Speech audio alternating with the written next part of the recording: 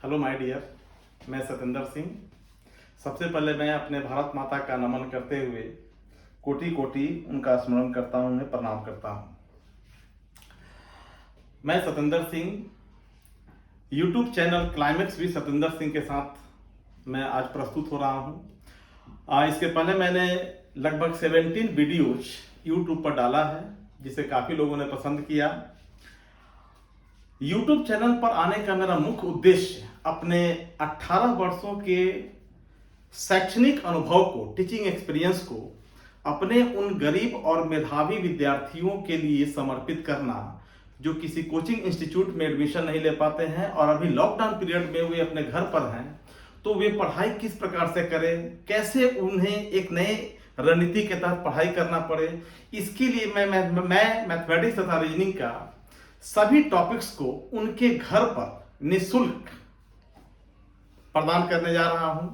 और I hope, मुझे आशा है कि मेरे सभी YouTube चैनल पर दिए गए वीडियोज को देखकर वे इन दो सब्जेक्ट्स का एक एक पहलू को इतना बेहतरीन तरीके से अध्ययन करेंगे जिसके परिणाम स्वरूप वे समाज के मुख्य धारा में आकर प्रतियोगी परीक्षाओं का भली भांति तैयारी कर वे अपने आप को पूर्ण रूपेण सफलता के द्वार तक पहुंचाएंगे। ठीक है। या देवी सर्वभूतेषु विद्यारूपेण संस्थिता नमस्तुभ्यम नमस्तुभ्यम नमस्तुभ्यम नमो नमः का निनाद करते हुए मैं आज रीजनिंग का एक छोटा सा topic coding decoding part 4 matrix coding decoding प्रस्तुत करने जा रहा हूं। ठीक है। हम लोग इसको मैट्रिक्स कोडिंग डिकोडिंग के नाम से पुकारते हैं। कोडिंग डिकोडिंग क्या होता है इसके बारे में हम लोग काफी विस्तृत कोडिंग डिकोडिंग का मैंने 3 वीडियोज डाला, उसको आप देख लेंगे। Part 1, part 2, part 3 different letter coding decoding, coding decoding क्या होता है, कैसे इसको रिप्रेजेंट करते हैं। ठीक है। मैं चौथा वीडियोज मैट्रिक्स कोडिंग डिकोडिंग को लेकर रिप्रेजेंट कर रहा हूं, इसको प्रस्तुत कर रहा हूं। मैट्रिक्स को हम लोग हिंदी में बोलते हैं आव्यूह। काफी टफ हिंदी। ठीक है। आव्यूह यानी मैट्रिक्स क्या होता है। ठीक है। तो जब हम लोग अल्फाबेट्स तथा नंबर्स को एक पार्टिकुलर ऑर्डर में, कतारों में यानी रो में और स्तंभों में यानी कॉलम में जब अरेंज करते हैं तो उसी को कहते हैं हम लोग मैट्रिक्स। इसीलिए इस टॉपिक का नाम पड़ गया matrix coding decoding. My dear, हम यहां देख रहे हैं कि नंबर्स को, मैं थोड़ा सा इसको इनलार्ज कर देता हूं।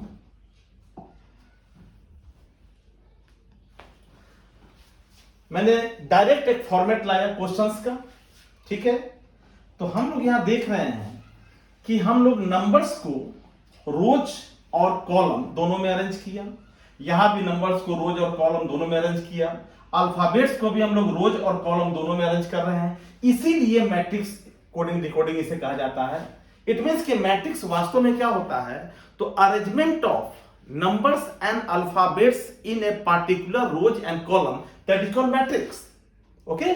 चलिए, तो यहां दो बातें उठकर आया कि मैट्रिक्स में हम लोग अल्फाबेट्स और नंबर्स को अरेंज करते हैं रो और कॉलम में। तो दो कंसेप्ट की बातें आया। एक आया रो, जिसे हम लोग हिंदी में बोलते हैं कतार। ठीक है। ये माय डियर कतार हुआ। लेफ्ट से राइट जाना या राइट से लेफ्ट जाना, यह हमारा क्या कहलाएगा, कतार। ठीक है। बाएं से दाहिने जाना या दाहिने से बाएं आना क्या कहलाएगा, कतार, जिसे हम लोग हिंदी में बोलते हैं, सॉरी इंग्लिश में क्या बोलते हैं, रो। उसके बाद आते हैं हम लोग सेकेंड कंसेप्ट कॉलम, जिसे हम लोग हिंदी में बोलते हैं स्तंभ। ठीक है। ये हमारा अप और ये हमारा डाउन। ठीक है। ऊपर नीचे जाना यानी अप डाउन करना क्या कहलाएगा, स्तंभ, और बाएं दाहिने करना क्या कहलाएगा, रो। ठीक है।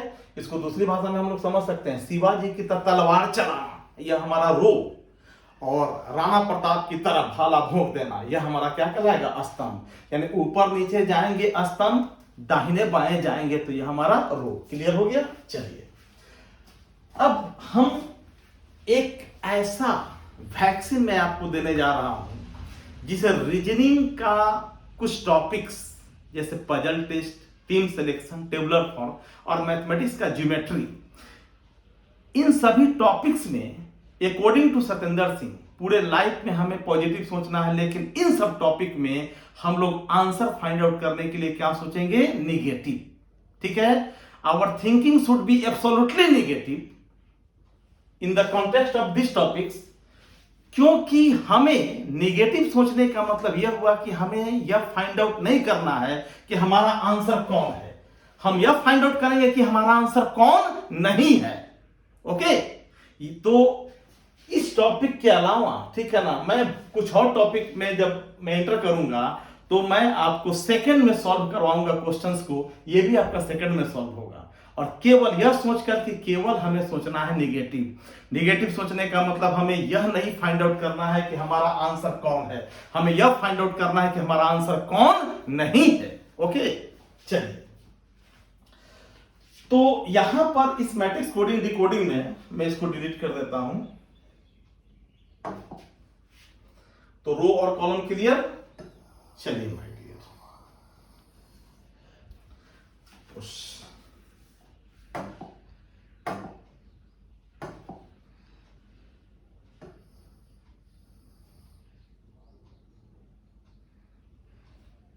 ठीक है। चलिए, तो इस मैट्रिक्स में 0 से लेकर 4 तक अरेंज किया गया, रो में भी 0 से 4 तक अरेंज किया गया, कॉलम में भी।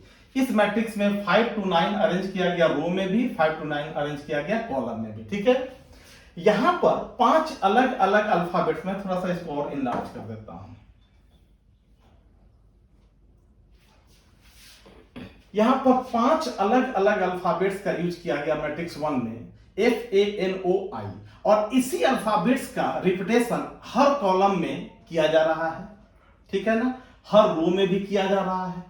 यहां पर जो अल्फाबेट्स है वह SEHBT, 5 अलग अल्फाबेट जो इस अल्फाबेट से अलग है, और इसका भी रिपीटेशन हर रो में किया जा रहा है, लेकिन अलग अलग कॉलम में। ठीक है, तो जब हम लोग कोड फाइंड आउट करेंगे तो हर अल्फाबेट्स के कितने कोड बनेंगे? क्योंकि F F F F F, ठीक है, 5 बार रिपीटेशन, A 5 बार रिपीटेशन, यानी हर अल्फाबेट्स का 5 बार रिपीटेशन हो रहा है। इट मींस कि हर अल्फाबेट का कोड कितना बनेगा? 5। तो इस मैट्रिक्स में 5 अलग अलग अल्फाबेट्स है, तो 5 गुना 5 25 कोड बनेंगे। और इस मैट्रिक्स में भी 5 अलग अलग अल्फाबेट है, तो यहां भी 5 गुना 5 25 कोड बनेंगे। तो 25 और 25 50 कोड को एक जगह रखकर, और फिर जब हम लोग आंसर फाइंड आउट करेंगे तो एक छोटी सी चीज को इतना इनलार्ज कर दिए कि बाद में हमें ही समय नहीं मिल पाएगा कि हम कैसे फाइंड आउट करेंगे तुरंत आंसर को। ठीक है, हमें कॉम्पिटिटिव एग्जामिनेशन में बस एक ही ध्यान रखना है कि हमें हमेशा टाइम पे कमांड करके चलना है। ठीक है, इसलिए अब हम लोग एक नया वैक्सीन का शुरुआत करेंगे।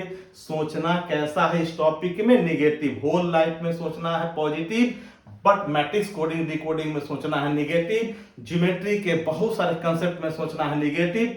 टीम सिलेक्शन में सोचना है निगेटिव। टेबुलर फॉर्म में सोचना है निगेटिव। पजल टेस्ट में सोचना है निगेटिव, और चुटकी में क्वेश्चन सॉल्व होगा। ठीक है, चलिए, अब हम लोग इसका कोड कैसे करेंगे, अब उस पे आते हैं। ठीक है, मैं इसको और छोटा कर देता हूं।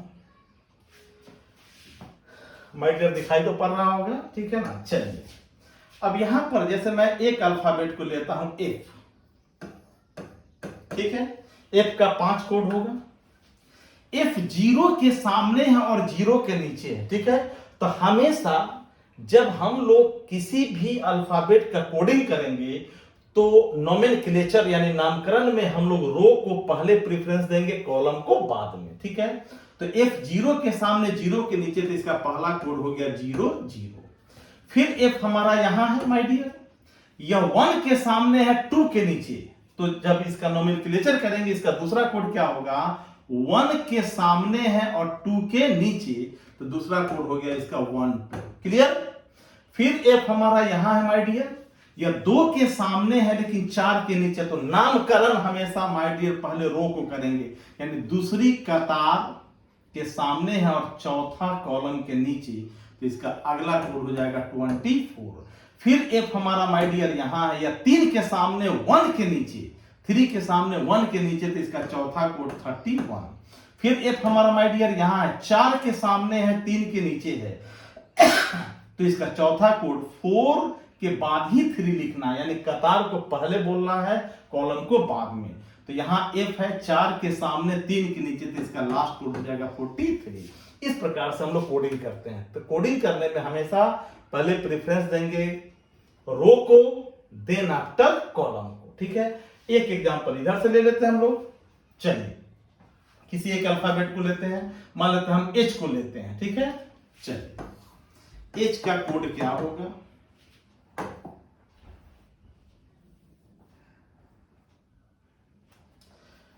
थोड़ा सा कंसंट्रेशन रखना है। H 5 के सामने 7 के नीचे, तो कोडिंग करेंगे तो पहला कोड इसका हो जाएगा 57। ओके माय डियर, 5 के सामने 7 के नीचे पहले नामकरण करेंगे कतार यानी 5 का, उसके बाद 7 का, यानी 57 यानी 57। अगली बार H हमारा यहां 6 के सामने 5 के नीचे, तो अगला कोड इसका हो जाएगा 65। फिर H 7 के सामने 9 के नीचे, तो अगला कोड हो जाएगा इसका 79। क्लियर हो रहा है माय डियर? फिर H हमारा यहां है 8 के सामने है माय डियर, लेकिन 6 के नीचे, तो अगला कोड इसका हो जाएगा 86। और लास्ट H हमारा 9 के सामने और 8 के नीचे, 9 के सामने 8 के नीचे, 9 के सामने 8 के नीचे, तो अगला कोड हो जाएगा 98। तो इस प्रकार से माय डियर कोड करते हैं। कोडिंग क्लियर हो गया? चलिए अब हम लोग डायरेक्ट क्वेश्चन पे आते हैं, डायरेक्ट क्वेश्चन पे। ठीक है ना, मैं इसको हटा दूं, चलिए कोई बात नहीं, मैं रखता हूं। इस टॉपिक में बस रूल ऑफ मेकिंग बनाने का तरीका, केवल हम अपनी सोच को क्या करेंगे, नेगेटिव रखेंगे। रूल ऑफ मेकिंग यही है कि हम अपनी सोच को क्या रखेंगे, नेगेटिव रखेंगे। ठीक है, हमारा क्वेश्चन बोलता है कि माय डियर यह बताइए कि नेक्स्ट का कोड क्या होगा। ठीक है ना, NEST नेक्स्ट का कोड क्या होगा। ठीक है, हमारी सोच कैसा होना चाहिए, कंप्लीटली नेगेटिव। हम नेक्स्ट का कोड कौन होगा ये फाइंड आउट नहीं करेंगे, हम यह फाइंड आउट करेंगे कि नेक्स्ट का कोड कौन नहीं होगा, जो बच जाएगा वह हमारा आंसर हो जाएगा माय डियर। ठीक है, चलिए। और नेगेटिव सोचने का मतलब हर वह काम को उल्टा करना जो जनरली लोग करते हैं। ठीक है, लोग ऊपर से सॉल्व करेंगे, हम लोग नीचे से सॉल्व करेंगे। जनरली लोग लेफ्ट टू राइट जाएंगे, हम लोग राइट टू लेफ्ट आएंगे। ठीक है, जनरली लोग आंसर फाइंड आउट करेंगे, हम लोग आंसर फाइंड आउट नहीं करेंगे, अपने आप फाइंड आउट हो जाएगा। चलिए तो हमारा नेक्स्ट का लास्ट अल्फाबेट क्या है, T। और T का कोड हमारा एक जगह 59, एक जगह 67, एक जगह 76 और एक जगह 86। इस टेबल में मिलेगा या इस टेबल में, तो इस टेबल में। ओके, चलिए T का कोड 59, 5 के सामने 9 के नीचे, 5 के सामने 9 के नीचे T है, यानी T का कोड 59 चलेगा, यानी ये ऑप्शन हमारा चल सकता है। नेक्स्ट ऑप्शन में आते हैं तो T का कोड क्या है, 67, 6 के सामने 7 के नीचे, 6 के सामने माय डियर और 7 के नीचे, यानी 67 कोड किसका हो रहा है, E का। और हमारे क्वेश्चन में T का कोड 67 बोला, क्या यह नेक्स्ट का कोड बन पाएगा, क्योंकि T का कोड जब 67 है ही नहीं तो यह नेक्स्ट का कोड हो पाएगा। तो ये चला गया अपने मामा जी के पास, ये ऑप्शन खत्म। नेक्स्ट T का कोड आ रहा 76, 7 के सामने 6 के नीचे T चलेगा, एकदम चलेगा। 86 अगला T का कोड हो रहा है चौथा ऑप्शन में 86, 8 के सामने 6 के नीचे H है माय डियर, 8 के सामने 6 के नीचे किसका कोड है, H का। और यहाँ T का कोड बोला 86, चलेगा, नहीं चलेगा, तो ये फूफा जी के यहाँ चला गया। तो सिर्फ T के आधार पर हम दो ऑप्शन को कैंसिल कर दिए। ओके, यही होता है नेगेटिव सोचना। अब हम लोग आते हैं S, क्योंकि T के लिए 59 भी चला और 76 भी चला। अब अगला ऑप्शन आ रहा है हमारा, अगला अल्फाबेट S का एक कोड 55 और एक कोड 77 चले। 55 S चलेगा, तो S का कोड 55 चलेगा। 77 S ये भी है चलेगा, क्योंकि S 77 भी S का कोड हो रहा है। चलिए, यानी 55 77 दोनों चलेगा। अब आते हैं हम लोग E पर। E का कोड एक जगह 56 है और एक जगह 76 है। ठीक है, 56, 5 के सामने 6 के नीचे ई, तो ई का कोड 56 चलेगा। नेक्स्ट ऑप्शन में आते हैं 76, 7 के सामने 6 के नीचे टी है माय डियर, 7 के सामने 6 के नीचे किसका कोड है, टी का कोड है 76, और यहां ई का कोड बोला 76, ठीक है, चलेगा? नहीं चलेगा, तो ये भी ऑप्शन समाप्त। तो जो बच गया वो हमारा आंसर हो गया, that is called style of Satendra Singh, ठीक है। चलिए सेकंड क्वेश्चन आते हैं माय डियर, थोड़ा सा मैं इसको और नीचे कर देता हूं। हमें ढूंढना है कि फाइन का कोड क्या होगा, ठीक है। चलिए फिर उस वही तरीका, सोच कैसा रखना है, निगेटिव। ई का कोड 82, 78, 67, 56, ठीक है। चलिए 82 8 है, लेकिन इस मैट्रिक्स में 2 है, यानी ई के लिए 82 हमारा नहीं चला, ठीक है। 78, 7 के सामने 8 के नीचे ई चलेगा, 7 के सामने और 8 के नीचे ई है, यानी ई का कोड 78, 78 चलेगा, एकदम चलेगा। नेक्स्ट ऑप्शन आता है 67, 6 के सामने 7 के नीचे ई चलेगा, एकदम चलेगा। नेक्स्ट आता है 56, 5 के सामने 6 के नीचे ई चलेगा, एकदम चलेगा। तो ई का कोड 78 भी हो गया, 67 भी हो गया, 56 भी हो गया, ठीक है।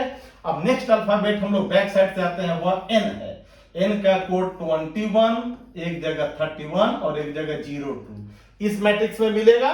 चलिए 21, 2 के सामने 1 के नीचे एन चलेगा, 2 के सामने और 1 के नीचे एन है, यानी एन का कोड 21 चलेगा, एकदम चलेगा। नेक्स्ट 13, 1 के सामने 3 के नीचे, 1 के सामने और 3 के नीचे किसका कोड है, ए का, और यहाँ एन का कोड 13 बोला, यह चलेगा, ये भी समाप्त हो गया, नहीं चला। नेक्स्ट ऑप्शन 02, एन के सामने क्या है, 02, 0 के सामने 2 के नीचे एन चलेगा, यानी एन के लिए हमारा दोनों ऑप्शन चला, 21 वाला भी और 02 वाला भी। अब अगला अल्फाबेट आता है आई। आई का कोड एक जगह 19 है और एक जगह क्या है माय डियर, 04 है, ठीक है। तो 19, 1 इस मैट्रिक्स में है, लेकिन 9 इस मैट्रिक्स में है नहीं है, यानी 1 9 तो होगा ही नहीं, तो आई के लिए हमारा 1 9 वाला ऑप्शन भी समाप्त। जो बच गया वो हमारा आंसर हो गया, that is called style of Satendra Singh. Negative सोचना है, मतलब ये हम लोग कभी नहीं सोच रहे हैं कि हमारा आंसर कौन होगा, हम ये सोच रहे हैं कि मेरा आंसर कौन नहीं होगा। जो बच गया वो हमारा आंसर हो गया, ठीक है। चलिए अब हम लोग नेक्स्ट क्वेश्चन पे आते हैं।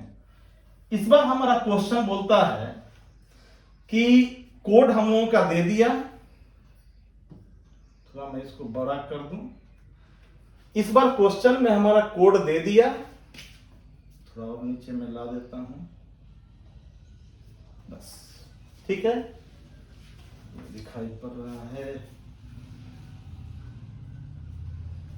ओके। चलिए इस बार हमारे क्वेश्चंस में कोड दिए हुए हैं और उसका आंसर फाइंड आउट करना है, ठीक है। फिर वही सोचना है, निगेटिव।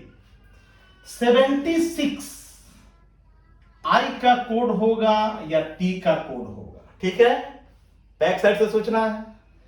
7 के सामने 6 के नीचे, 76 7 के सामने 6 के नीचे, यह किसका कोड है, टी का, और 76 के सामने यहां आई है, समाप्त।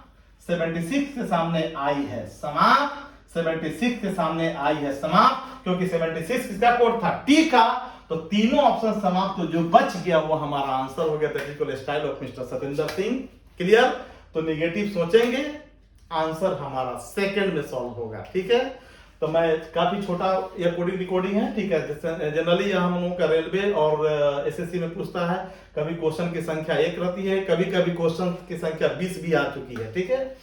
तो आई होप कि मैट्रिक्स कोडिंग डिकोडिंग आपका कंफर्म क्लियर हो चुका होगा, ठीक है। छोटा सा चीज था, क्लियर है, ओके, ठीक है।